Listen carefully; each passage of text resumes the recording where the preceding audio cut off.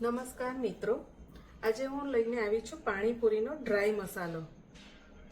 જે બહાર આપણને લારી પર મળે છે એવી આપણે ઘરે નથી બનતી. એનું કારણ શું છે તો તમારા માટે હું આજે આ એક આવો આપણો સિક્રેટ મસાલો લઈને આવી છું, પાણીપુરીનો ડ્રાય મસાલો. જેમાં આપણે આખા ધાણા લઈશું, જીરું લઈશું આખું, મરી આખા, મરચાં, સ્વાદ પ્રમાણે સફેદ મીઠું, થોડું કાળું મીઠું, કાલા નમક, આમચૂર પાવડર, ચાટ મસાલો અને મેઇનમાં મેઇન આપણે લઈશું લીંબુના ફૂલ. આ એક બહુ જ જરૂરી છે, લીંબુના ફૂલ. હવે મેં આખા ધાણા, કાળા મરી, જીરું અને મરચાં શેકી લીધા છે. આ બધું મેં અલગ અલગ શેકી લીધું છે. હવે આપણે એને પાવડર ફોર્મમાં કરી લઈશું. હવે આપણે આમાં આખા ધાણા, મરી, આનું માપ હું તમને ડિસ્ક્રિપ્શનમાં આપી દઈશ, તમે જોઈ લેજો. મરચાં અને આપણે આમાં મીઠું નાખી દઈશું, જેનાથી આપણે આ સરસ એવું વટાઈ જશે. હવે આપણે એની અંદર લીંબુના ફૂલ, આમચૂર પાવડર, ચાટ મસાલો ને ફુદીનાના પાન બધું નાખીને ફરી એકવાર ગ્રાઇન્ડ કરી લઈશું. હવે આપણો આ સિક્રેટ મસાલો રેડી થઈ ગયો છે પાણીપુરી માટે. હવે આપણે પાણી માટે પાણી બનાવવા માટેની રીત આગળ જોઈ લઈશું. હવે મિત્રો આપણે પાણી બનાવશું. પાણી માટે આપણે જોઈશે ધાણા, ફુદીનાના પાન, 6 થી 7 લીલા મરચાં, લસણ. જો લસણ ના ખાતા હોય તો સ્કીપ કરજો, બાકી તો લસણ નાખજો, આનાથી ટેસ્ટ ખૂબ જ સરસ આવશે. અને એક આદુનો ટુકડો, કાલા નમક, સાદું મીઠું, મેઇનમાં મેઇન છે આપણા લીંબુના ફૂલ, દેખાતા નથી, તમને બતાવી દઉં. પછી આપણો પાણીપુરીનો જે સિક્રેટ મસાલો આપણે બનાવ્યો તે, અને શેકેલા જીરાનો પાવડર અને આંબલીનું પાણી. આ આંબલીનું પાણી આપણે આંબલીને ગરમ પાણીમાં બોળી અને એનો પલ્પ કાઢી લેવાનો છે.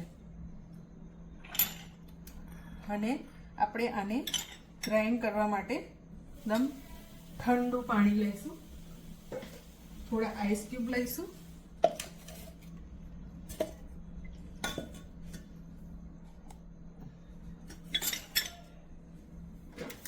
જેનાથી કલર એકદમ સરસ ગ્રીન આવે.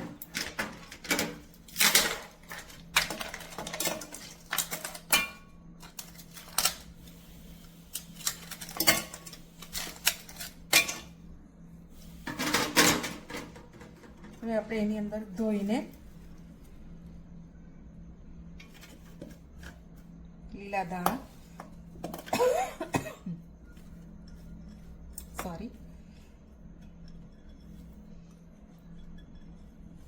ડ્રાય મસાલાની સ્મેલ ખૂબ જ સરસ આવી રહી છે, જેનાથી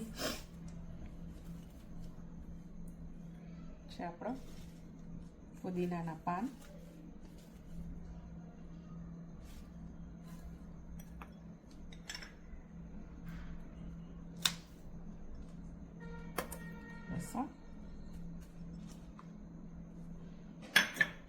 સરસ મસ્ત એવું ગ્રીન પાણી આપણું. આ બરફ નાખવાથી જ આ ગ્રીન કલર આપણો જળવાઈ રહેશે. હવે આપણે એની અંદર અને આપણે એક બાઉલમાં કાઢી લઈશું. હવે મસ્ત એકદમ સરસ આપણું આ થઈ ગયું છે. અને થોડુંક હું સાઈડમાં કાઢી લઈશ કે આપણે એને પાણીપુરીના મસાલામાં, આલુ અને ચણાના મસાલામાં આપણે એનો ઉપયોગ કરીશું. હવે આપણે એની અંદર ફરીથી થોડા બરફના આઈસ ક્યુબ,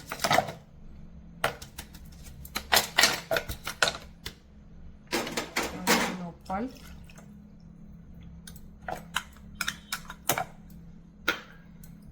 લીલા જીરાનો પાવડર, થોડું મીઠું સ્વાદ પ્રમાણે,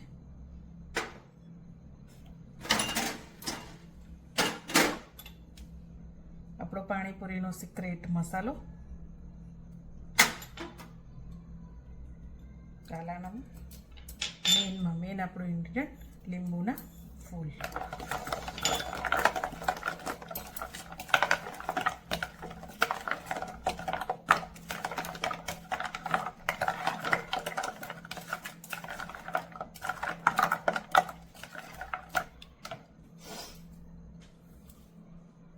તો મિત્રો તૈયાર છે આપણું પાણીપુરીનું પાણી.